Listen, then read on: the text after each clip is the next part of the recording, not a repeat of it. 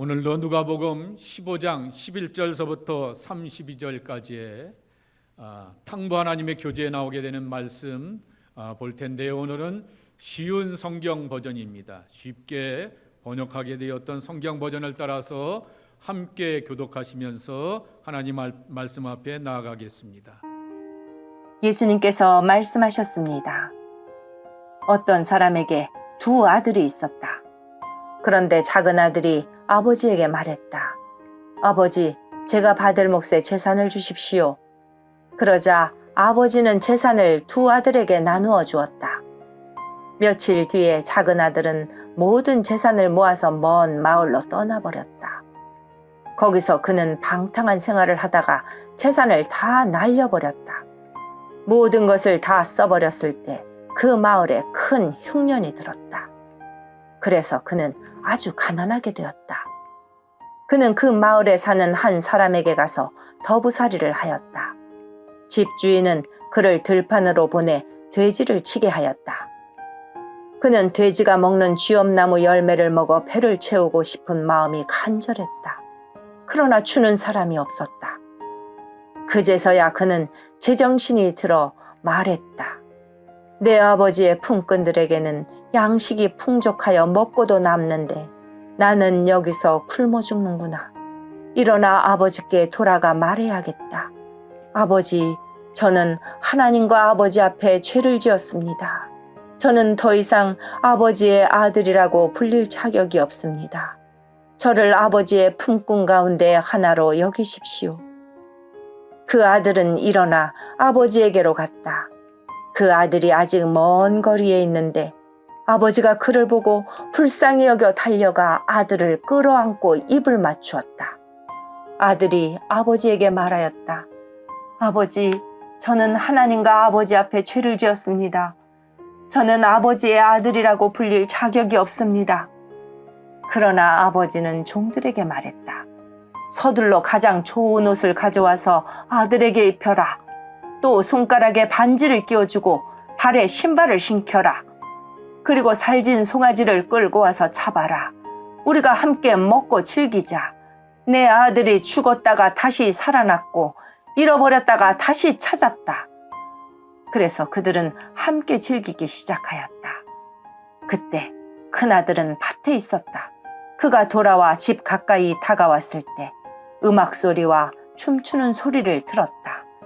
그는 종 하나를 불러 무슨 일인지를 물어보았다. 종이 아우님이 돌아오셨습니다. 무사히 건강하게 아우님이 돌아왔기 때문에 주인 어른께서 살진 송아지를 잡았습니다 하고 대답했다. 큰아들은 화가 나서 집에 들어가려고 하지 않았다. 그의 아버지가 밖으로 나와 큰아들을 달랬다. 큰아들은 아버지에게 말했다. 보십시오. 저는 수년 동안 아버지를 섬겨왔습니다. 그리고 한 번도 아버지의 명을 어기지 않았습니다. 그런데 아버지께서는 한 번도 저를 위해서 친구들과 즐기라고 염소 새끼 한 마리도 주신 일이 없었습니다. 그런데 장녀들과 함께 아버지의 재산을 다 써버린 아들이 집에 돌아오니까 아버지께서는 그를 위해 살진 송아지를 잡으셨습니다. 아버지가 그에게 말했다.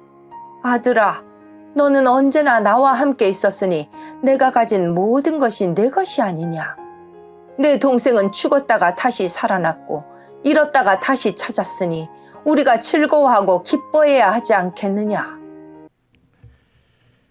우리가 계속해서 팀 켈러의 탕부 하나님 더 프로디갈 갓이라고 하는 그 책의 교재를 쭉 보게 됩니다. 사순절 세 번째 속회를 이렇게 모이게 되고요. 교재는 처음 서들 우리가 보았기 때문에 사과의 내용입니다. 근데 오늘 제목이 큰아들도 작은아들도 다 맏아들도 둘째 못지않게 잃어버렸다라고 하는 것입니다. 그러면 이제 한글 제목은 이렇게 주보에도 나와 있게 되는 것처럼 두려움에 기초한 맹종, 그것은 불순종만큼 위험하다라고 말하면서 잃어버렸다라고 하는 것의 의미를 우리가 확인해 보려고 하게 됩니다. 여러분, 이 잃어버렸다라고 하는 말을 특별히 누가복음에 자주 반복하여서 나오게 됩니다.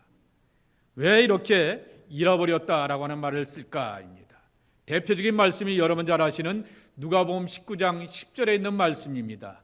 잃어버린 자를 찾아 구원하기 위함이라 라고 말씀하시게 됩니다. 아폴루미라고 하는 히라버 단어인데요, 사멸하다, 사라지다 라고 하는 뜻을 담고 있게 됩니다. 산 사람인데, 그런데 마치 죽은 자처럼 공동체 앞에서, 세상 앞에서, 그리고 무엇보다 하나님 앞에서 사라지는 존재가 되었는데 그들을 되찾아오셨다라고 하는 것입니다. 누가복음 15장을 흔히 잃어버린 것들의 비유의 장이라고 말하게 됩니다. 그래서 첫 번째 비유가 뭐죠? 잃어버렸던 양입니다. 두 번째가 뭐죠? 드라크마입니다. 그리고 세 번째가 잃어버렸던 두 아들의 비유라고 하는 것입니다. 양이 목자의 울타리 안에 있게 되었을 때 길을 잃어버리게 되었고, 안전을 잃어버리게 되었고, 사랑을 잃어버리게 되었습니다. 에이, 툰이 하나, 이거 요새 툰이 하나 떨어지게 되면은 티모턴 커피 하나 못 사 먹어 그랬는데도 불구하고 여쭤볼게요. 눈앞에 툰이가 떨어져 있는데 그냥 가세요? 주스세요? 좋습니다. 그래서 내 돈의 가치로 삼게 되는 거죠. 커피값도 안 되는 것처럼 보이게 되지만은 이 손에 들려지게 되었을 때는 값진 가치가 되는 거죠. 5불짜리, 10불짜리, 20불짜리, 내 인생은 이렇게 하면서 그렇게 여길지 모르지만은 주인 손에 잡혀지게 되면은 값지고 의미 있는 그러한 존재가 된다라고 하는 것입니다. 그래서 주인과의 관계, 목자와의 관계, 아버지와의 관계, 이것이 참으로 중요하다라고 하는 것입니다. 제가 몇 번 누가복음 19장 10절의 말씀을 설명을 드리면서 윌리엄 바클레이의 이야기를 이렇게 설명을 드리게 되었습니다. 존재의 가치, 삶의 가치를 하나님과의 관계에서 되찾는 것이 인자가 이 땅에서 오신 목적이다라고 말씀하게 되는 것입니다. 오늘 제가 한 19년 된 새 옷을 입고 왔습니다. 19년 된 새 옷이라고 하는 게, 제가 미국에 있을 때 어느 장로님이 양복을 이렇게 두 벌을 사주시게 되었는데 잘 입고 있게 되었다가, 저에게는 양복이 작업복 아니겠습니까? 그래서 제 몸에 잘 맞아서 잘 입고 이렇게 있다가 요새 계속 몸이 살이 빠지게 되어서 한 8kg 정도 이렇게 살이 쭉 빠지게 되었어요. 그러니 폼새가 안 나요. 그래서 우리 교회 권사님 가운데서 알터네이션 한 분이 한 분 계시지 않습니까? 그래서 이 옷을 한번, 제가 두 벌이 있는데 권사님 한번 드릴게요 그랬는데, 왜 목사님 옷을 안 가져와요? 라고 이렇게 얘기를 하시는 겁니다. 그래서 드렸더니 지난주에 이렇게 제 몸에 맞춰갖고 줄여갖고 딱 맞게 가져오게 되었어요. 그래서 새 옷이 되었습니다. 그래서 드라이클린까지 이렇게 해주셔갖고 제 몸을 이렇게 맞게 되었는데, 그래서 어거스틴의 표현대로 한다고 하면은 당신은 품 안에 있으면서도 당신 안에 살지 못하였습니다 라고 하는 유명한 그러한 고백처럼, 당신의 옷장에 있음에도 불구하고 당신의 옷이 아니었습니다. 그것이 바로 제 양복이었던 거죠. 그런데 이제는 내 몸에 맞는 옷이 되어서 내 몸을 위하여서 요긴하게 쓰여진다라고 하는 것입니다. 잃어버렸다, 되찾는다라고 하는 말의 의미와 뜻은 주인과의 관계, 아버지와의 관계, 하나님과의 관계라고 하는 것입니다. 이 탕자의 이야기를 신학적인 풀이를 담아서 영어로 제목을 담게 되었을 때 Two Lost Son Story라고 말하게 됩니다. 잃어버리게 되었던 두 아들의 이야기라고 하는 것입니다. 우리는 당연히 아버지에게 큰 아픔을 주고 많은 돈을 탕진하게 되었던 이 작은 아들을 어느 누구도 이 못된 놈이라고 말하게 되면서 탕자라고 여기게 되는 외적인 탕자이지만은, 아버지의 집에 있으면서도 아버지의 집에 있는 모든 것과 그 사랑을 내 것으로 누리지 못하게 되었던 큰 아들도 잃어버린 자, 내면적 탕자라 말할 수 있는 것입니다. 지난주에 이어서 오늘 다시 한번 큰아들의 모습을 통하여서 우리 신앙의 잃어버림에 대하여서 나누기를 원하게 됩니다. 그래서 여러분, 오늘 두 구절의 말씀에 초점을 맞춰서 볼 텐데요. 우리 다시 한번 올려주시게 되면은 28절, 29절 상반절에 있는 말씀 이거 다시 한번 읽어보고 말씀으로 나누도록 하겠습니다. 큰아들은 화가 나서 아버지의 집으로 들어가려 하지 않았다.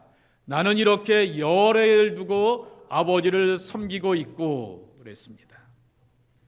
오늘 교재에 보게 되면은 이렇게 설명하게 됩니다. 큰아들의 문제는 자기 의로움의 감옥에 갇히게 되었는데 거기서부터 나와야 한다라고 하는 것입니다. 아브라함의 이야기에서부터 모세의 이야기에서부터 신앙은 해방과 구원이라고 하는 것입니다. 내게 이만한 삶의 자리가 있게 되었는데 하나님은 아브라함을 향하여서 거기서부터 나와라고 이렇게 말씀하시게 됩니다. 포로가 되었던 이스라엘 백성들을 향하여서 거기서부터 나와 내가 구원해 줄게 라고 이렇게 말씀하게 되는 것입니다. 제4가의 부제는 맏아들도 둘째 아들 못지않게 잃어버린 존재라고 하는 사실인 것입니다. 이 교재의 내용에 보게 되면 이것을 제가 세 가지로 요약해서 여러분들에게 설명해 드리려고 하게 됩니다. 첫째로는 보상심리라고 하는 것입니다. 여러분, 내가 내 아버지와 내 어머니를 일하고 뼈 빠지게 이렇게 하게 되었다가 아버지가 내 예상보다 많이 줄 수도 있고요, 안 줄 수도 있습니다. 그렇다고 하여서 아버지에게 엄마한테 따지거나 대들거나 그러지 않습니다. 나의 회사의 보스가 그렇게 했다고 하게 되면은 이렇게 따져들게 되고 법을 들여대면서 그렇게 받아야 하겠지만은 아버지와 어머니의 관계는 그런 관계가 아니라고 하는 것입니다. 바로 이 큰아들의 문제는 아버지의 관계를 보상심리, 거래와 보상의 개념으로 이해하는 것에 문제가 있다라고 하는 것입니다. 그래서 아버지와의 대화 가운데서 스스로를 단절하는 모습을 보여주고 있죠. 영어 표현 나오지 않습니까? 기억하시죠? 룩이라고 하는 말인데요. 이봐요, 이보세요, 이 양반아 라고 이렇게 말하게 되는 것입니다. 아버지를 향하여 어느 누가 그렇게 말하게 됩니까? 그렇게 관계를 맺지 말라라고 하는 것입니다. 두 번째로는 옳고 그름의 판단의 자리에서 정죄와 심판의 자리, 어디까지 갔냐라고 하게 되면은 아버지의 자리에 올라가게 되고 왕의 자리에 올라가게 되어서 판단하고 정죄하게 되었다라고 하는 것입니다. 성경이라고 하는 말이 당연히 캐논, 스탠다드라고 하는 뜻입니다. 그렇기 때문에 옳고 그름의 기준과 잣대가 됩니다. 그래서 강단에서 선포하는 목사는 특별히 이렇게 옳고 그름에 대해서 선포하게 되는데, 저 같은 성직자나 여러분들 가운데서도 신앙생활을 오래 한 사람들 가운데 빠지는 함정이 하나 있게 되는 것입니다. 바로 판단의 자리에 서게 되었고 정죄의 자리에 서게 되었고, 언제 자기가 왕이 되었고 예수가 되고 하나님이 되어서 누군가를 향해서 판단하는 쉬운 자리에 서게 되는 유혹이라고 하는 것입니다. 이러한 반응과 태도는 금방 여기 스크린에도 올려놓게 되었듯이 종교인들에게 많이 드러나게 됩니다. 근데 더 문제가 되는 것이 하나 있게 됩니다. 종교와 정치가 야합하게 되면은 더욱더 타락하는 모습을 보여주게 됩니다. 예를 들어 보게 되면은 과거에는 이념 전쟁을 하게 되었습니다. 서방 진영이 있고요, 자유 진영이 있게 됩니다. 그런데 소비에트 공화국이 무너지게 되었고 중국도 자기 나름대로의 그러한 개방 사상으로 이렇게 나가고 있게 되면서 이렇게 사회주의, 공산주의가 무용지물이 되게 되는 것들을 경험하게 되었습니다. 이제는 이념의 전쟁이 끝났으니까 세상 좀 평화로워지겠다라고 생각하게 되었는데, 우리는 1980년대서부터 종교 전쟁을 경험하게 됩니다. 이슬람을 바탕으로 여러 지역에서 종교의 전쟁을 경험하게 되는데, 가만히 들여다보게 되면은 그것의 종교 전쟁이 종족 간의 전쟁이라고 하는 것입니다. 여러분, 매일 새벽마다 우리가 조슈아 프로젝트를 따라서 종족을 따라서 이렇게 중보기도하게 되었던 이유가 여기 있는 것이죠. 우리 종족이 섬기는 우리 종교가 이거야, 니네 종교는 아니야 라고 하게 되면서 멸시하고 천대하며 죽이는 것을 향하여서 정당한다라고 하는 것입니다. 지금 최근에 가장 문제가 되는 것은 종교와 이념이 결합된 혼란이라고 하는 것입니다. 그것을 기독교 근본주의가 특별히 이러한 죄를 짓고 있게 되는 것을 보게 되는데, 이 종교와 이념이 결합하게 되어서 전쟁이 일어나게 되고 죽고 이렇게 많은 것들을 파괴하는 것에 대하여서 정당화하게 되면서 지구라고 하는 공동체를 파괴하는 것을 우리는 두려움 가운데서 지켜보고 있게 되는 것입니다. 이것이 지구촌만 그런 것이 아니라 내 안에 그런 마음이 있다라고 하게 되면 그것을 내려놓는 그러한 모습이 있어야 한다라고 하는 것입니다. 세 번째로는 큰아들의 모습은 타세문화라고 하는 것입니다. 우리 집안에 분란이 오게 되었던 것은, 우리 아버지가 그렇게 가슴을 후벼파고 아프고 괴로워하게 되었던 것은 둘째 저놈 때문이야 라고 이렇게 생각하게 되는 것입니다. 누구의 탓도 아니라 그 자신의 문제가 되었기 때문에 이러한 문제가 우리 안에 발생하게 되었다라고 하는 것입니다. 그런데 팀 켈러가 말하게 되기를, 이러한 현상의 배후에는 나 자신에 대한 우월의식이 자리 잡고 있다라고 하는 것입니다. I am such a nice man. 나는 괜찮은 사람이고 얘 때문에 그래, 얘 때문에 그래 라고 말하게 되면서 그렇게 집안에서 말하게 되고, 공동체에서 누구 때문에 그렇게 되고, 지구촌에 누구 때문에 그렇게 말하게 되면서 타깃을 만들어 놓게 되는 것이죠. SNS에서 누군가를 향해서 그렇게 말할 때가 있게 됩니다. 사회 공동체에서, 지구 공동체 안에서 그러한 것들을 막구로 만들어 놓게 되는 것을 보게 됩니다. 그러면서 내 신앙과 삶의 자리를 향하여서는 결코 바뀌는 것을 원치 않는 그러한 모습들을 지켜보게 되는 것입니다. 여러분, 켈러가 이 책의 내용 중에 보게 되면은 이러한 예화를 하나 들어놓고 있게 되는 것을 봅니다. 알코올 중독자였던 동생이, 아이고 쟤 때문에 우리 집이 맨날 시끄러워요. 쟤는 술만 먹으면 망나니 짓을 하게 되어서 너무나 괴롭습니다 라고 말하게 되었는데, 그 아이가, 그 동생이 점점 달라지려고 하고 변화되려고 하게 되니, 에휴 쟤벌은 남 주겠습니까? 라고 말하게 되면서 그 변화를 받아들이지 못하게 되고, 그리고 그 아이가, 그 동생이 변화되는 것에 대해서 용납하지 않는 그러한 예화를 들고 있는 것을 우리는 지켜보게 되는 것입니다. 왜 이런 마음가짐이 우리 안에 큰아들의 증후군이 나올까라고 하는 것입니다. 영어로 이것을 뭐라고 표현하냐면 굿보이 신드롬이라고 말하게 됩니다. 어린 시절서부터 엄마와 아빠에서부터 굿보이 굿 이렇게 하면서 자라오게 되면서 칭찬받는 그러한 것이었고, 그리고 마치 그러면은 강아지를 향하여서, 펫을 향하여서 뭔가를 이렇게 주어주게 되었고 쓰다듬어 주게 되었던 것처럼 그렇게만 자라오게 되었지만은, 그러나 우리가 살아오면서 경험하게 되는 것처럼 날마다 우리가 좋은 모습만 보이는 것이 아니라 둘째 아들의 허물과 흉이 우리 안에, 내 안에 있음을 늘 우리는 자각하게 되는 것이다 라고 하는 것입니다. 왜 큰아들이 이렇게 살아오게 되었을까라고 하는 것입니다. 하나님의 은혜에 대한 감격이 없는 신앙이었기 때문이다 라고 하는 것입니다. 그래서 두려움과 이기심이 신앙과 사역의 동기가 되게 되었을 때 맹종의 신앙이 된다라고 하는 것입니다.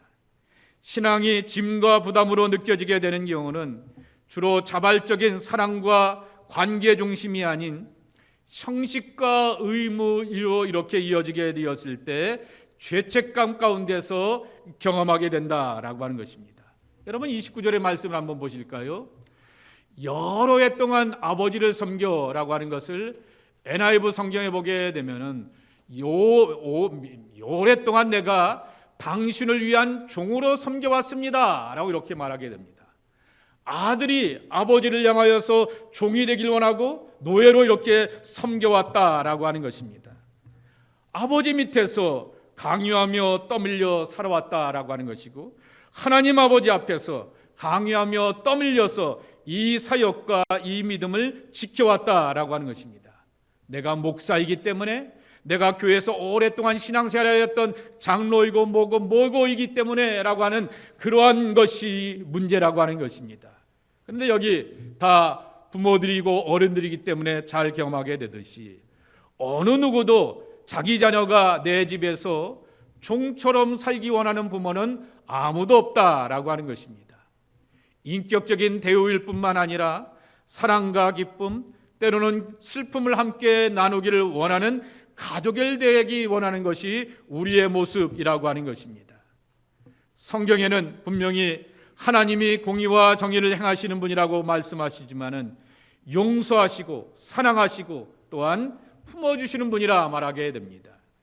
그래서 여기 이 말씀, 다음과 제목을 혹시 여러분 예습해 보신 분들 기억나세요? 다음과 예습하신 분들? 다음과 5가가 뭐예요? 우리에게는 뭐가 필요하다?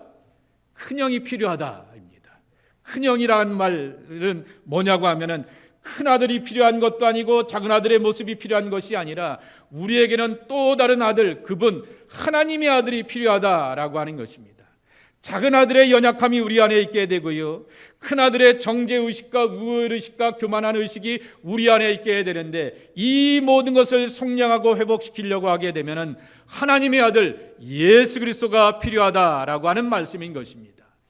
성경 말씀에 보게 되면 그렇게 살면 하나님으로부터 심판과 채찍을 당할 수 있어 사람 막대기와 인생 채찍을 당하여서 하나님의 치심을 경험할 수 있어 라고 하면서 두렵고 떨림을 경험할 수도 있게 되지만은 그것이 하나님의 본심이 다 아니라 어찌하든지 내 아들과 내 딸로서 품어주시고 사랑해 주시는 것이 하나님의 진심이고 예수님을 보내신 이유라고 하는 것입니다.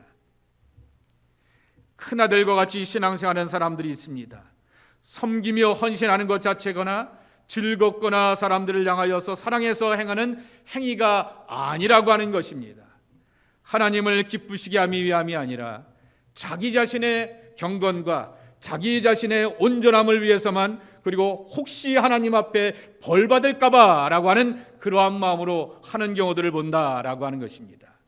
이것을 팀 켈러는 사실은 가만히 들춰보게 되면은 뿌리 깊은 자기 중심의 이기심이다라고 이렇게 지적을 하고 있게 되는 것입니다. 그러면 우리는 어떻게 사역을 해야 될까라고 하는 것입니다. 크게 두 번째로입니다. 짐과 같은 신앙이 아니라 은혜와 사랑이 바탕이 된 사역과 섬김, 신앙생활을 해야 된다라고 하는 말씀이라고 하는 것입니다. 한편에는 두려움에 기초하게 되었던 도덕적인 신앙이 더욱더 무거운 짐과 같은 신앙생활이 되게 할 때가 있는 것을 보게 됩니다. 팀 켈러의 책에 보게 되면은 큰아들의 신앙의 여정에는 춤이 없었다 말하게 됩니다.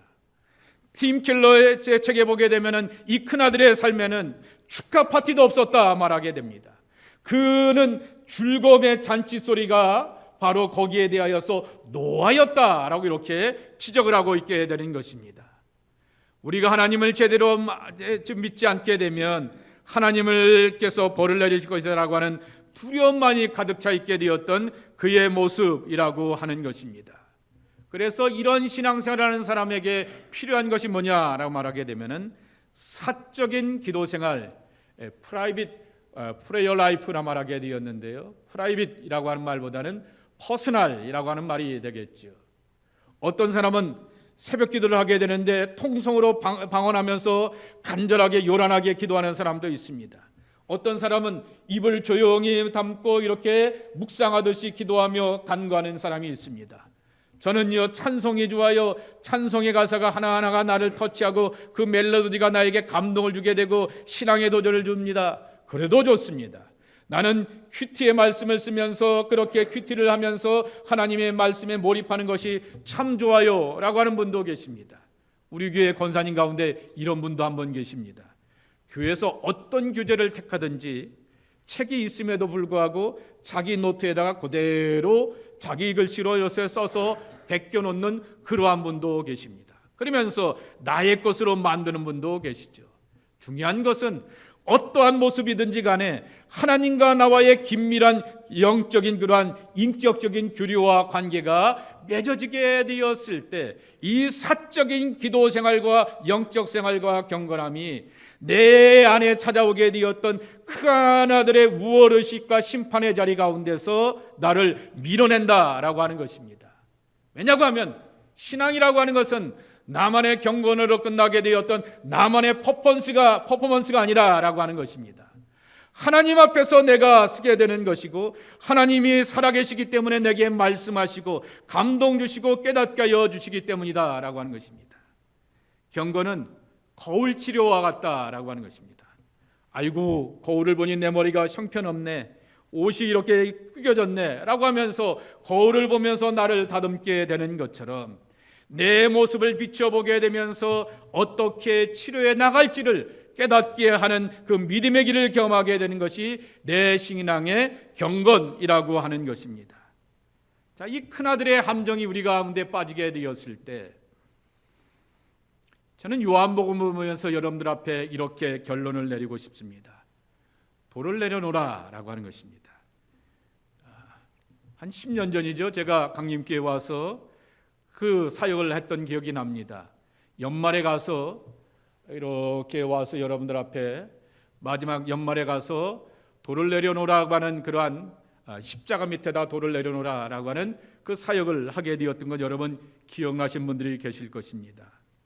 성경에 보게 되면 우리가 돌을 들어야 될 때가 있고요, 돌을 내려놓아야 될 때가 있는 것을 지켜보게 되는 것입니다. 요한복음에 보게 되면 공관복음서와는 다르게 돌을 들어서 예수님을 치유하려고 하게 되었던 그러한 장면들이 많이 나오게 됩니다. 예수님을 향하여서 돌을 듭니다. 그 돌을 든 사람들은 일반 평민들, 민중들이 아니었다라고 하는 것입니다. 바리새인들이었다라고 하는 것입니다. 백성의 장로들과 그리고 제사장들이 사람들을 충동하여서 돌을 들려고 하게 되었다라고 하는 것입니다. 경건한 사람들이라 말하게 되고 종교 지도자들이라고 말하게 되는데 그들이 돌을 들러서 누군가를 향하여서 치려고 하게 되었던 분이 바로 예수님이었다라고 하는 것입니다. 요한복음 8장에 보게 되면은 가늠한 여인을 잡아다가 예수님 앞에 내놓게 되는 것입니다. 그리고는 돌을 들고 내디하게 되는 것이죠. 이 여인이 가늠하다 잡히게 되었는데 어떻게 하면 좋겠습니까? 라고 말하게 되는데요, 저는 이 말씀을 볼 때마다 불만이 되는 것이 왜 여인만 잡혀오냐라고 하는 거죠. 가늠은 혼자 하나 보죠. 분명히 그 대상자가 있었을 때에도 불구하고 대상자는 뒤로 제껴놓게 되고 이 여인만 이렇게 갖다 놓게 되면서 이 여인을 향해서 돌로 치려고 하는 준비가 되어 있게 되었을 때 예수님 분명하게 말씀하시죠. 너희 중에 죄 없는 자가 그를 향하여서 돌을 치라 라고 이렇게 말씀하게 되는 것입니다. 그러나 그 예수님의 지적 앞에서 어느 누구도 감당할 수 없기에 다 돌을 내려놓게 되었다라고 하는 것입니다. 신앙이 내면의 힘과 평안을 잃어버리게 되고 내게 말씀하시고 내게 감동을 주시게 되는 성령의 거룩한 감동과 임재를 잊어버리게 된다면은 내게는 교리만 남아있게 되고 형식만 남아있게 되고 내 형식과 교리와 내 신앙의 근본 체제를 지켜가기 위하여서 나도 모르게 돌을 들게 되는 종교 이념을 만들어낼 때가 있다라고 하는 것입니다. 그래서 제가 여러분들에게 답을 드리려고 합니다. 돌을 들어야 하는 경우들을 보게 되는 것입니다. 광야의 영성과 야성으로 무장하여 하나님의 은혜로 살아오게 되었던 다윗의 모습이라고 하는 것입니다. 여러분 기억하시죠? 사무엘이 이새의 집에 와서 성경에는 다윗이 7째 아들인지 8째 아들인지 이렇게 논란이 많습니다. 왜냐하고 하면은 이렇게 찾아오게 되었을 때는 7째까지도 이렇게 답이 없다가 8째라고 말하게 되었는데 다른 이러한 역사서에 보게 되면은 형들의 이름을 6 그리고 다윗이 7 이렇게 말하고 있기 때문에 8, 7인가 이렇게 헷갈리게 되는데 아마도 중간에 누가 죽었을 것이다, 일찍 요절했을 것이다 라고 짐작들을 하게 되는데, 아무튼 내 집의 아들들 가운데 하나가 하나님 앞에서 기름 부음을 받아서 그렇게 왕이 될 것이다 라고 하는 이 영광되고 거룩한 그 은혜 안에서 이새는 예는 제껴놨습니다. 그 제껴놨던 예가 바로 다윗이라고 하는 것입니다. 그러나 다윗은 세월의 연단 가운데서 사나운 고음과 이리와의 대적 가운데서 하나님의 임재를 경험하게 되고 하나님과의 독대를 경험하게 되면서 하나님의 은총 가운데서 이 거칠은 돌이 매끌매끌한 돌이 되게 되는 그 조약돌이 되게 되는 것처럼 그 시간들을 거쳐왔다라고 하는 것입니다. 저는 이것을 유진 피터슨이 얼마나 그렇게 멋지게 표현했는지 모르겠습니다. 사무엘상 17장 40절입니다. 한번 읽어보실까요? 시작. 다윗은 시냇가에서 돌 5개를 골라서 그랬습니다. 그래서 그 돌 5개가 바로 다윗이었다라고 아이덴티파이를 하게 되는 거죠. 일체화를 하게 되는 것입니다. 거칠은 돌이 세월의 물길 가운데서 다듬어지고 매끄러지게 되었고 주인의 손에 꽉 잡히게 좋은 돌이 되어서 그 돌을 가지고서 골리앗을 잡아서 쓰러뜨릴 수 있는 그러한 이 능력 있는 힘 있는 돌이 되게 되었던 것처럼 세월의 연단 가운데서 실수하고 연약한 것들을 다 받아주시고 품어주시는 하나님의 사랑을 경험하게 되면서 그렇게 온전한 모습으로서 주인 손에 잡히게 되었던 그 돌의 모습을 우리는 지켜보게 되는 것입니다. 여러분, 큰아들의 문제는 자기교만이라고 하는 것입니다. 그래서 말씀의 결론 한마디인데요, 자기교만의 반대가 뭐라고요? 충만이라고 하는 것입니다. 새벽 예배를 계속해서 인도하게 되면서 요한복음을 보면서 그렇게 제가 답을 얻게 되었던 것입니다. 예수로 충만해야 되죠. 하나님의 은혜로 충만해야 되죠. 하나님의 말씀으로 내가 충만해야 되죠. 내 안에는 세상에 살아가게 되면서 삶의 부정적인 것들도 경험하게 되지만은 경건의 모습을 간직하게 되면서 스물스물 달아오게 되었던 누군가가 잘못된 것들을 보고 지적하고 싶은 마음, 누군가를 향해서 잘못된 것을 보고 판단하고 싶은 마음, 누군가를 잘못 이렇게 보면서 정죄하면서 심판자의 자리에 서고 싶은 마음, 그것이 내 안에 찾아오게 되었을 때 걸러내야 되죠. 아니요, 물리쳐내야 되게 되는 거죠. 예수의 말씀이, 예수님의 감동이, 예수님의 사랑이 우리 안에 충만해야지만 이 충만 가운데서 삶의 모든 부정적인 것들을 내어버리게 되면서 내 안에 있는 둘째 아들의 요소도, 내 안에 있는 큰아들의 모습도 다 걸러내면서 예수로 살아갈 수가 있다라고 하는 것입니다. 그래서 여러분들에게 축복합니다. 날마다 예수로 지어가는 연습이 있는 여러분의 신앙이 되기를 바랍니다. 오늘 장로님 기도해 주시게 되었던 것처럼 신앙생활을 하게 되었을 때 내게는 둘째 아들의 타락과 방탕함과 연약함이 내 안에 있게 됩니다. 가장 큰 문제는 신앙생활을 오래 하면 오래 할수록 큰아들의 교만함이 내 안에 스물스물 다가오게 된다라고 하는 것입니다. 그는 내 힘으로 물리칠 수 있는 것이 아니라 예수 충만으로 감당할 수가 있다라고 하는 것입니다. 예수 충만, 성령 충만, 말씀 충만, 은혜 충만, 기쁨 충만, 평안 충만, 이것이 바로 여러분의 본질적인 모습이 되기를 주님의 이름으로 간절히 축복합니다. 하나님, 충만한 신앙으로서 우리 안에 다가오게 되었던 모든 신앙과 삶의 부정적인 요소들을 잘 이기고 극복해 나가는 하나님의 사람들이 되게 하여 주옵소서. 예수님의 이름으로 축복하며 기도하옵나이다. 아멘.